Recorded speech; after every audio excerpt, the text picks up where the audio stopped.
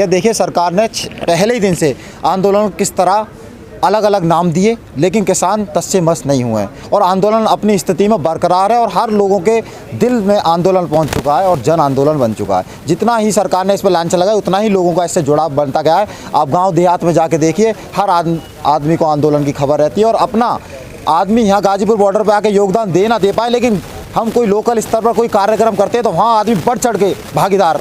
लेकिन जिस तरह से हरियाणा और पंजाब में किसान आंदोलन बहुत तेज़ी से आगे बढ़ रहा है, उस तरह से गाजीपुर में नहीं बढ़ रहा है। उत्तराखंड और यूपी के किसान नहीं आ रहे उस संख्या में। बिल्कुल, अगर उत्तराखंड, यूपी, हरियाणा और पंजाब में बढ़ रहा है बहुत ही अच्छी बात है, वहाँ के लोग जल्दी बॉर्डर पे पहुँच। लेकिन यूपी के और उत्तराखंड के आप जगह, उन्हीं के लोकल जगह पर आप कोई प्रदर्शन करवाइए उनसे कलेक्ट्रेट में, तो बहुत बढ़ चढ़ के भागीदारी लेते हैं। यहाँ आने से लोगों का खुद काम है, कुछ आर्थिक स्थितियाँ भी हैं जो लोग नहीं आ पाते हैं, उनकी वजह से थोड़ा सा हरियाणा पंजाब मजबूत है तो लोग वहाँ से चल देते हैं। तो आर्थिक स्थितियों की मजबूत ना होने के कारण, लेकिन लोग अपने पास में, तो हम उससे कोई कार्यक्रम प्रदर्शन करवाते हैं तो बढ़ चढ़ के हिस्सा लेते हैं लोग। हरियाणा के जो किसान हैं, जो बीजेपी सरकार के मंत्री हैं, विधायक हैं, एमपी एमएलए हैं, मुख्यमंत्री तक को भी वो सड़क पर नहीं आने देते हैं, मंच पर नहीं चढ़ने देते हैं, उनके हेलीकॉप्टर नहीं उतरने देते हैं जमीन पे। कितना तगड़ा विरोध होता है। बिल्कुल, ये आपकी बात में कोई दो राय नहीं है, बिल्कुल बात सही है। हरियाणा पे और पंजाब के किसानों में बहुत ज़्यादा एकता है, लेकिन एकता यहाँ भी है किसानों में। आप जाइए, यहाँ भी प्रदर्शन में रोका गया है। मुख्यमंत्री जी के सामने एक बुजुर्ग ने आगे खाट लगा दी थी कि आप हमारी गली में प्रवेश ना करें, योगी जी के सामने। तो ऐसा नहीं है, प्रदर्शन यहाँ भी उनके खिलाफ होता है, मुख्यमंत्री वगैरह, लेकिन उस हिसाब से नहीं हो पाता जिस हिसाब से हरियाणा पंजाब में हो पाता है। उसमें आंदोलन आगे स्थिति में बढ़ रहा है। अब जगह जगह आप देखिए, यूपी में जगह जगह टोलों पर प्रदर्शन होने लगा है और हरियाणा पंजाब वाला ही माहौल यूपी में अब बनने जा रहा है। क्या लग रहा है, मतलब 4 महीने हो गए हैं, कोई वार्ता के लिए नहीं बुलाया गया किसान संगठन को? देखिए, इसमें तो सरकार ने ही किसानों से वार्ता छोड़ी है। सरकार चाहती है कि उनकी जैसी भी डिमांड है उन्हीं पर किसान हामा हजूरी भरे तो वार्ता करते हैं, लेकिन ऐसा नहीं होगा। किसानों का शोषण किया, उन वार्ताओं से किसानों का कोई हल नहीं है। जहां सरकार मंजूरी दे रही है, सरकार मंजूरी दे कि तीनों कानून को रद्द करने पर बात करे और एमएसपी का कानून बनाने की बात करे तो किसान संगठन जाने को बिल्कुल तैयार है। लेकिन सरकार वहाँ वार्ता करने भी जाता है किसान मोर्चा, तो सरकार वहाँ भी बात को भ्रमित करती है, अलग अलग मुद्दों पर ले जाती है जो मूलभूत किसानों की ज़रूरत जो पूरी नहीं करेंगे उन मुद्दों पर बात को चेंज करती है सरकार।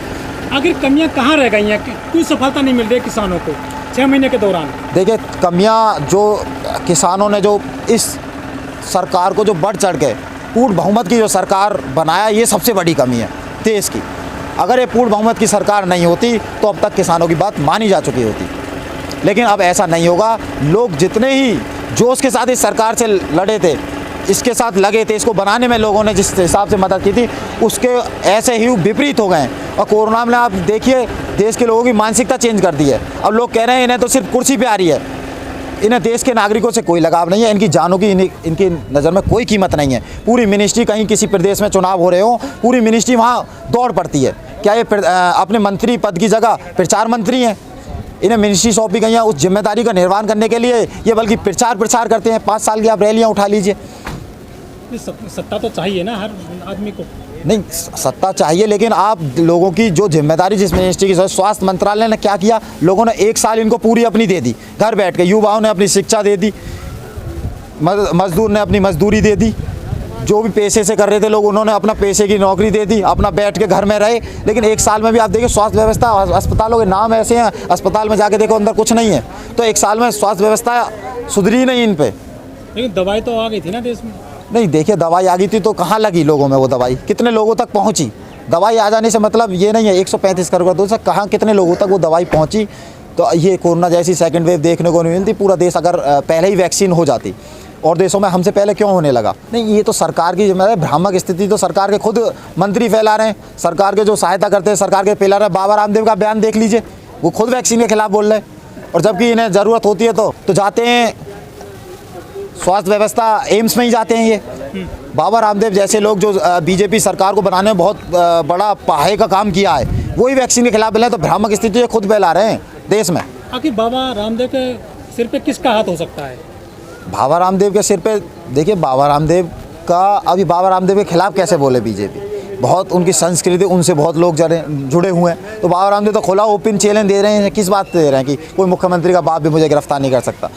उसका कारण यही है कि बीजेपी को बड़ा चढ़ा के फंडिंग और लोगों की मदद देने में बाबा रामदेव का धर्म के नाम पे मोड़ने में बीजेपी की तरफ बहुत बड़ा योगदान रहा है। कोई आम आदमी, लेखक, रिपोर्टर या साहित्यकार या कोई एक्टिविस्ट कुछ बोलता है सरकार को लेकर तो उसको जेल में डाल दिया जाता है, उन पे FIR हो जाती है।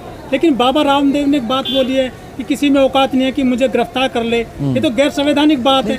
इस चीज़ को पूरा देश देख रहा है कि आज एक बहुत बड़े चैनल के माध्यम से बाबा रामदेव खुला चैलेंज दे जाते हैं और एक उन जो कोरोना वॉरियर हैं हमारे, उनके खिलाफ एक भद्दी टिप्पणी कर जाते हैं जिनका सम्मान करना चाहिए। जिनका सम्मान कितना भी हम उन्हें सम्मान देने लगे, उनके सम्मान को हम पूर्ति नहीं कर सकते। आप उनको अभद्र टिप्पणी दे जाते हैं पूरे बड़े चैनल पर। तो इसको पूरा देश देख रहा है कि इनकी कैसी दोहरी बीजेपी की मानसिकता है। बाबा रामदेव बीजेपी के आदमी, इसमें कोई दो राय है नहीं। आप इस आंदोलन में हैं, अब देखने को मिल रहा बड़ी सख्ताई हो रही है इस आंदोलन में, क्या वजह है, क्यों इतनी सख्ताई की जा रही है? देखिए, सख्ताई का कारण कहीं ना कहीं आंदोलन के लोग डरते हैं कि बीजेपी कहीं चाल नहीं है, कहीं कोई ऐसा इशू ना बन जाए जिससे आंदोलन को नुकसान पैदा हो, तो लोग सख्ताई करना इनका उसमें स्वाभाविक है। लेकिन ये सत्ताई तो जो आम आदमी कैसे आएगा फिर आंदोलन में? नहीं, बिल्कुल आम आदमी के लिए कोई रास्ता खुला नहीं है। आप आम आदमी आइए, लेकिन जो भ्रामक यहाँ से जो गलत छवि जाए आंदोलन की, उससे यूनियन बचना चाहती है और उसके खिलाफ कार्रवाई भी जन करती है। आंदोलन है या यूनियन का आंदोलन है?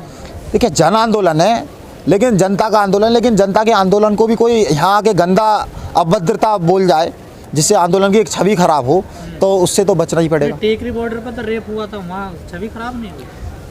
नहीं, देखिए, रेप अब मुझे ये बताइए, आंदोलन भी तो देश का हिस्सा है। देश में रेप होते हैं, इसका मतलब देश गलत है?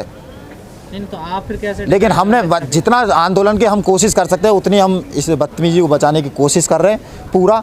लेकिन फिर भी कई लोग आप तो सख्ताई कुछ अच्छे काम के लिए कर रहे हैं, लेकिन कुछ लोग उसका फायदा उठाकर कुछ और करना चाह रहे हैं, उस पर भी तो ध्यान देना पड़ेगा। नहीं, बिल्कुल ध्यान देंगे, बिल्कुल ध्यान। आगे इसी पर चर्चाएं चलती रहती हैं, मीटिंग होती रहती हैं। आगे इसी के गौर में रखते हुए किस टाइप से सख्ताई हो, जनता को भी, आम जन ने वो अपनी बात रखने, उसको भी कोई परेशानी ना हो, तो इस पे तो बात चलती रहती है और आगे सुधार होता रहेगा। हम जो दानदाता हैं, हम गवर्नमेंट का कर्जा पटाते हैं अपना गल्ला बेच के मंदे रेटों में, और अपने बच्चों को भूखे रखते हैं।